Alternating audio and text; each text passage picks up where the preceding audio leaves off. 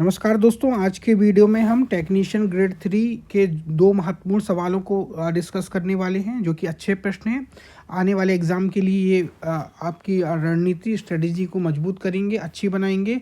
और इन प्रश्नों के साथ आप अपने आप को भी चेक कर सकते हैं कि हम कहाँ वो करते हैं, हमारी कितनी तैयारी है। पहला क्वेश्चन है दोस्तों, एक सीरीज़ दी गई थी जो कि आरोही क्रम यानी कि बढ़ते क्रम में है, ठीक है ना। ये जो सीरीज़ है ये बढ़ते क्रम में है।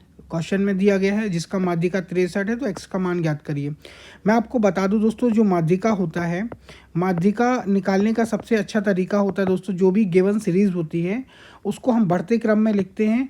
और बढ़ते क्रम में जो बीच की संख्या होगी, यदि कोई विषम संख्या है, यानी जैसे कोई संख्या 5 संख्याएँ हैं, जैसे मान लीजिए कि 1 2 3 4 5, ये 5 संख्याएं सीरीज में दी गई हैं जो कि बढ़ते क्रम में ऑलरेडी हैं। तो इसकी जो बीच की संख्या होगी, जैसे ये बीच की संख्या 3 है ना, बीच की संख्या, तो ये इसका माध्यिका होगा, ठीक है ना, ये इसका माध्यिका होगा। लेकिन ये मान लीजिए कि ये तो 5 संख्याएं रही, तो बीच की संख्या 3 निकल आई।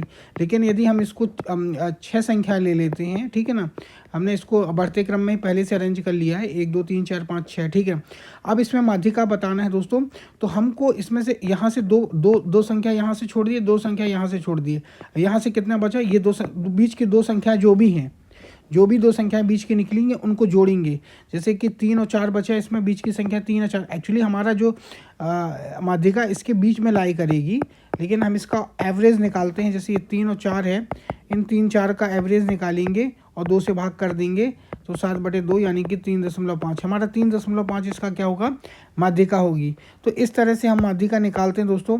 तो इस प्रश्न की बात करें तो इस प्रश्न में करना ये था कि टोटल नंबर्स देखेंगे, क्योंकि आरोही क्रम में पहले बता दिया गया था।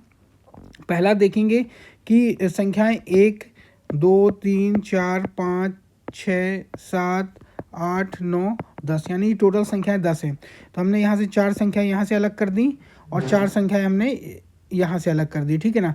हमारे पास बची ये बीच की, ये 2 संख्याएं बची, x और x+2, ठीक है। ये 2 संख्याएं हैं। अब इनको हमको जोड़कर इनका औसत निकालेंगे, ठीक है ना। जो औसत निकलेगा वही इसका माध्यिका निकलेगा। इसकी औसत की बात करें दोस्तों, x+2/2, ठीक है ना। और ये जो निकला है ये अपने आप में क्या है, माध्यिका है, जो भी आएगा। लेकिन प्रश्न में दिया गया है कि इसकी जो माध्यिका है वो 63 है, तो हमने इसको 63 के बराबर कर दिया। इसको सॉल्व करेंगे दोस्तों, तो ये x और x हो जाएगा 2x+2, और ये 2 है इधर लेके जाएंगे तो यहाँ हो जाएगा 126। फिर इसको सॉल्व करेंगे, 2x और 2 को इधर लेके जाएंगे दोस्तों, तो ये माइनस में हो जाएगा और 126 - 2 हो जाएगा 124। और तो यहाँ से हम निकाल लेंगे दोस्तों x की वैल्यू 62। ये जो x की वैल्यू निकली है दोस्तों 62 है। यही हमसे पूछा था कि x का मान क्या होगा, तो आंसर होगा दोस्तों 62। तो इस तरह से सॉल्व करना था। उम्मीद करूंगा कि आपको ये कॉन्सेप्ट समझ आया होगा। अगला प्रश्न था दोस्तों कि ये एक घनाभ का आयतन था। इस घनाभ के आयतन में हमको दिया गया था कि घनाभ का आयतन ये, तो इसके संभावित आयाम क्या होंगे, यानी कि जो घनाभ का आयतन होता है वो लंबाई गुणित चौड़ाई गुणित ऊंचाई होता है। हमें लंबाई गुणित ऊंचाई, लंबाई चौड़ाई ऊंचाई का मान बताना था। सबसे पहले इसका सबसे अच्छा तरीका था दोस्तों, यदि आप उसको ऑप्शन पुट करते तो ऑप्शन पुट करके सीधे आंसर आ जाता। और आप थोड़ा सा सॉल्व करने से पहले सोचने की कोशिश किया करें।